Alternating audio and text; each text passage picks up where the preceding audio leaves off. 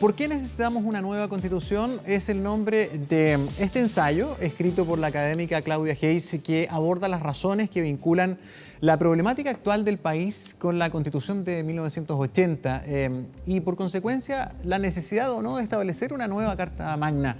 Bueno, queremos abordar este tema. Para eso nos acompaña precisamente Claudia Hayes, académica de Asuntos Públicos de la Universidad de Chile. ¿Cómo estás, Claudia? Bienvenida. Hola, buenos días. Muchas gracias. Bueno, un ensayo bastante rápido de leer. Gracias por enviarlo, porque así lo pude ver durante el fin de semana. Y bueno, permite entender una mirada. Una mirada del por qué es necesaria una nueva Constitución. Si pudieras resumir el concepto que intentas plasmar en este ensayo, ¿por qué para ti fundamentalmente es necesaria esa actualización?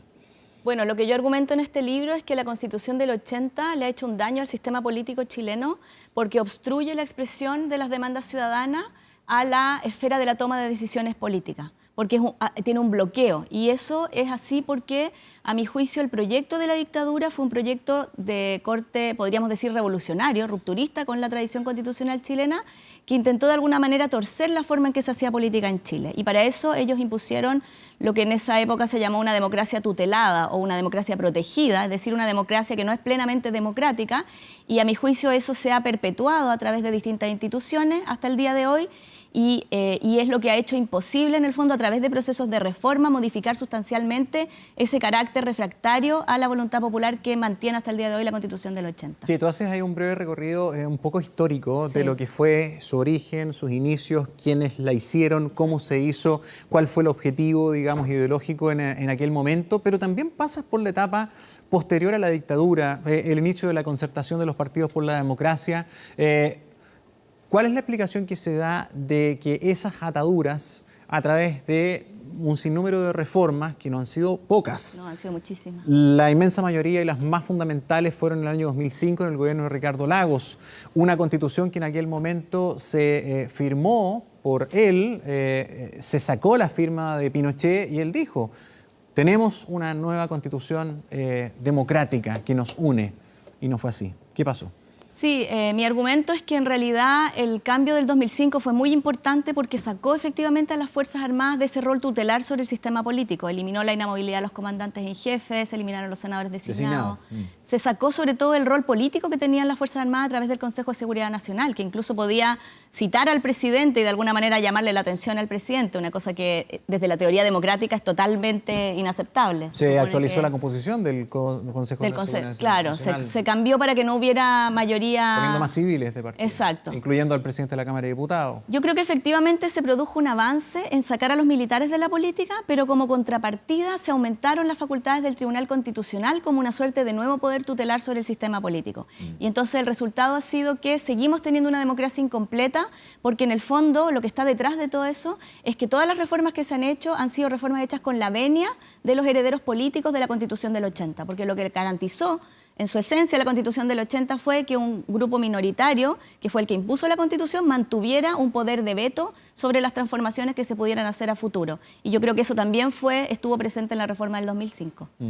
¿Qué cosas pueden cambiar de lo que afecta al ciudadano en el día a día efectivamente con una nueva Constitución y no pase lo que algunos señalan, que en verdad se está vendiendo una hoja en blanco como que fuera a solucionar todos los problemas de la gente, el agua, la igualdad, la posición de las mujeres de la sociedad, la mayor democracia y participación? ¿Qué puede y qué no puede cambiar una Constitución? Yo creo que lo más importante que se va a lograr con una nueva Constitución hecha de manera democrática es sacar las trabas al proceso político. Por eso la política es tan importante en esta discusión. Las demandas sociales no se han podido convertir en política pública porque hay trabas constitucionales que hacen que cada vez que una ley, por ejemplo, que no le gusta a este sector de la derecha, que digo yo que es heredero de una constitución que trató de imponer un modelo neoliberal, con un rol del Estado subsidiario, con una mínima intervención estatal en temas de derechos sociales, cuando pasan esas reformas, el sistema político defiende a esa minoría. Y cuando no esté eso, mi argumento es que el proceso político va a poder desarrollar políticas sociales que hoy día no podemos desarrollar por culpa de la Constitución. Entonces no es que la nueva Constitución vaya a ser un programa político de signo opuesto al programa político que tiene esta Constitución. El objetivo es hacer una Constitución que no sea un programa político, una Constitución que permita el desarrollo equitativo de la política a través de las elecciones, que es como debiera funcionar la política. Y a mi juicio la Constitución del 80 no es un rayado de la cancha imparcial, es algo que no es sentido como un juego imparcial, sino que es un programa político que beneficia a un sector minoritario, que impone de alguna manera una suerte de desigualdad a la fuerza y que no permite el desarrollo de la política normal que permitiría efectivamente mejorar las condiciones sociales a través de programas sociales que no van a estar en la Constitución, pero que se van a poder desarrollar gracias a una nueva Constitución. Sí, ahora, ¿qué dirías a aquellos que defienden el modelo y a aquellos que defienden esa Constitución que fue creada ex profeso así? Ya lo recuerdas tú también en tu ensayo, pero Jaime Guzmán lo decía con todas sus letras. O sea, esta Constitución fue diseñada con una serie de candados para precisamente impedir que se vulnere la columna vertebral de este modelo y de esta estructura y de esta democracia protegida, con un Estado subsidiario. Y para quienes defienden ese modelo y esa Constitución y no quieren cambiarla, dicen, bueno, pero las cifras así lo avalan. O sea, con todos los bemoles y con todos los problemas, Chile en los últimos 40 años es un país que ha erradicado porcentualmente mucho la pobreza, es un país que ha crecido, es un país que ha permitido diversas oportunidades, que tiene un mayor desarrollo, en fin. ¿Qué se les dice a ellos, a los que defienden ese modelo? Sí. Que tendrán muchos peros, pero que en definitiva sí ha conseguido hartos objetivos. O sea, desde el punto de vista sustantivo de la evaluación de lo que ha ocurrido en Chile, Chile ha tenido buenas cifras a nivel macroeconómico, pero no ha tenido buenos resultados a nivel de cómo se vive la situación en la población. Entonces, claro, tenemos un sistema de pensiones, por ejemplo, que no está endeudado en tanto sistema y que produce, de hecho, ganancia. Pero que no entrega pensiones. ¿Qué parte de la Constitución, por ejemplo, impide que el sistema de pensiones cambie? El artículo 19 establece que que las personas tienen derecho, tienen la libertad de elegir entre un sistema público y un sistema privado de pensiones. ¿Cuál es el problema de eso? El problema de eso es que no permite hacer una política pública de reparto, por ejemplo, o una política pública universal que... Pero no te lo impide. Sí lo impide. ¿Por qué? Dice porque la gente puede elegir, claro. Por ejemplo, pensemos en el sistema... no dice se prohíbe un sistema u otro, no dice se prohíbe un sistema público o privado, dice están los dos y tú puedes elegir entre uno y otro. Claro, pero es que cuando los ricos pueden elegir tener un sistema solo para los ricos, siempre van a elegir no tener que contribuir a un sistema que sea distributivo. Para que el sistema sea sustentable, tiene que financiarse con los impuestos de todas las personas que vienen sobre todo de los sectores socioeconómicamente en mejor posición. Si los ricos pueden optar por no contribuir a un sistema redistributivo, entonces solo los pobres financian el sistema de los pobres. Ahora, pero no son solamente los ricos, ¿ah? En las encuestas, en los estudios, cuando le preguntan a la gente para dónde quiere, por ejemplo, en el esquema que se está discutiendo de reforma previsional, ¿a dónde quieres que se vaya tu ahorro? A los trabajadores, y la gente, y ahí no están solamente los ricos, dice, no, yo quiero que se vaya a mi cuenta individual, claro. no quiero que se vaya al reparto. Bueno, una nueva Constitución no es que vaya a obligar a que haya un sistema particular, simplemente va a abrir el debate público a que las personas puedan decidir distintos tipos de política pública que hoy día están obstruidos por esta Constitución. Por ejemplo, lo vimos con la Ley del Servicio Nacional del Consumidor. Cuando se aprobó la ley del SERNAC que impedía al retail y a las casas comerciales abusar de los consumidores, eso era una demanda ampliamente sustentada por la ciudadanía, se aprobó en el Congreso y, sin embargo, los propios... Perdón, que le permite fiscalizar y sancionar. Sancionar, exacto. Luego la Cámara de Comercio recurrió al Tribunal Constitucional. La Cámara de Comercio, que era la que se iba a ver afectada, si es que el SERNAC lo sancionaba, recurrió y dijo que solo los tribunales de justicia podían ejercer sanción y que, por lo tanto, esto era inconstitucional, y el Tribunal Constitucional falló en favor de la Cámara de Comercio y eliminó esa ley.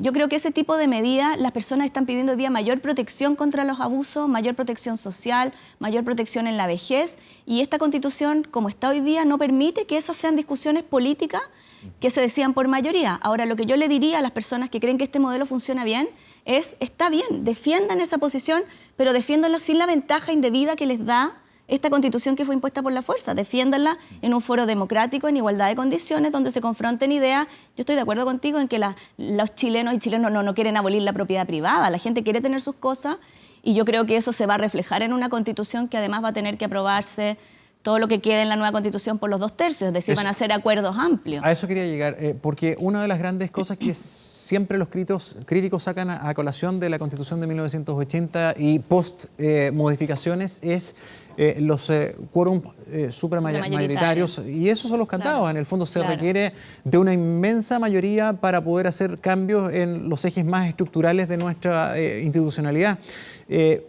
¿Se podrá hacer cambios lo suficientemente profundos? ¿Se podrá enfrentar este cambio constitucional, si así se aprueba en el plebiscito, con los 2/3 que se mantienen en el acuerdo político del noviembre pasado? Bueno, ahí lo interesante es que ese mismo quórum, no es lo mismo necesitar ese quórum para poner algo que para sacar algo. Yo pongo un ejemplo muy pedestre, que es como, imagínate que en una casa todos los días se come cochayuyo. Sin ofender a los que les gustan los cochayuyos, pero eso es un plato que en general en Chile no es muy popular. Rechazado.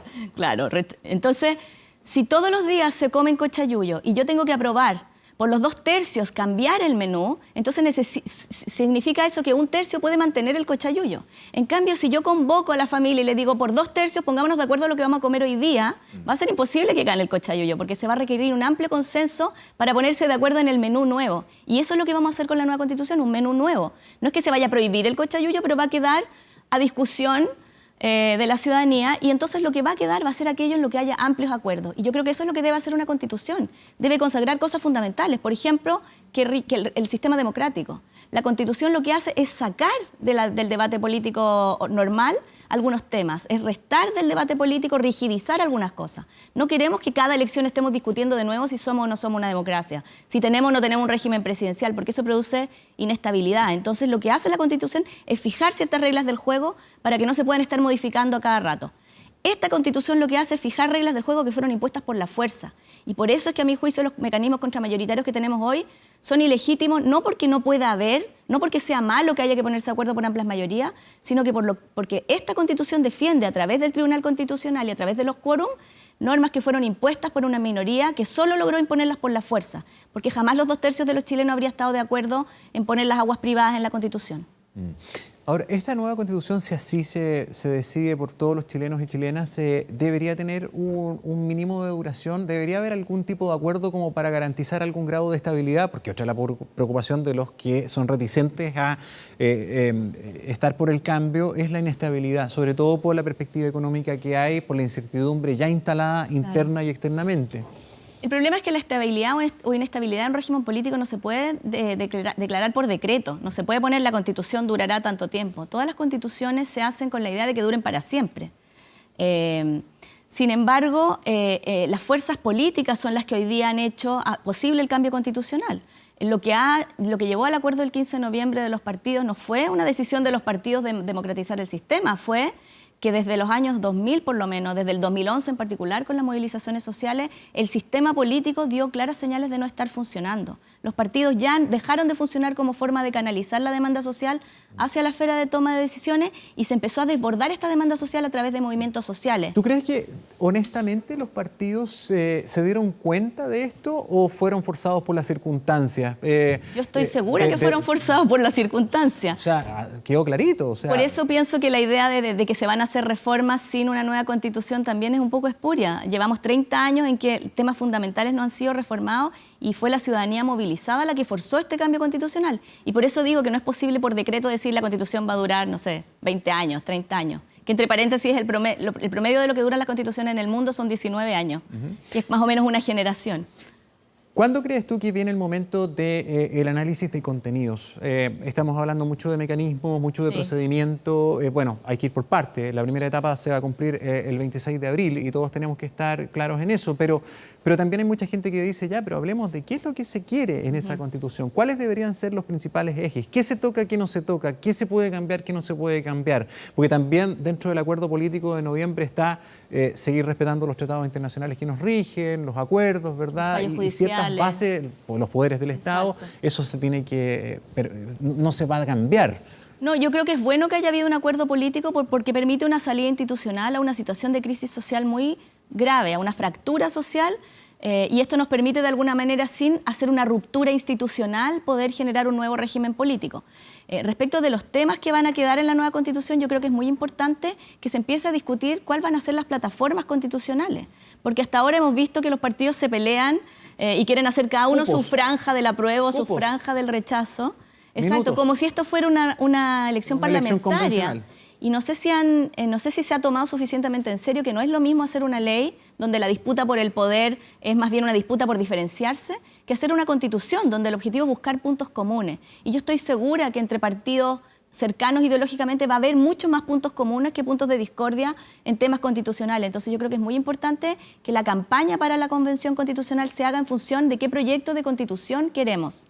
Y ahora yo, si pudiera aventurar algunos temas que yo creo que van a estar ahí, yo creo que a raíz de lo que ha salido de los encuentros locales autoconvocados del proceso Bachelet, de las encuestas, de las demandas ciudadanas. El trabajo de los municipios también. Yo creo que el tema, por ejemplo, medioambiental va a ser un tema muy importante. Yo creo que se va a pedir que haya mayor protección medioambiental, mayores medidas de protección del medio ambiente frente a otros intereses, porque el problema de las constituciones es que defienden bienes, defienden el derecho, por ejemplo, al emprendimiento, que es un derecho, pero también defienden el derecho al medio ambiente. Y cuando entran en colisión dos derechos o dos cosas que son buenas, la pregunta es cómo como sociedad resolvemos ese conflicto entre dos cosas que queremos proteger. Y yo creo que va a haber una presión por darle mayor solidez a la defensa del medio ambiente. Creo que va a haber también presión por dar mayores garantías de derechos sociales en temas como vivienda, salud, educación, pensiones. Y también creo que va a haber alguna presión por cambiar la estructura del poder, lo que se llama la estructura orgánica del poder. De las bases de nuestra institucionalidad, en términos de desconcentrar el poder, de llevar más poder a las regiones, de quitarle un poco de poder a la presidencia en relación con los otros poderes del Estado. Yo creo que esas son como las tendencias macro, podríamos decir, generales que tiene esta movilización. Recién conversábamos acerca de un estudio subjetivo que está haciendo con nuestro canal en torno a la opinión de los alcaldes. ¿Cuán importante tal vez va a ser esta oportunidad para poder empoderar a esos gobiernos más locales? O sea, la gente tiene una alta confianza en que la solución de sus problemas inmediatos las tiene el municipio. La participación incluso en el trabajo previo a esta constitución, de cabildos, en fin, ha sido súper activa y ha recogido ese interés de la gente.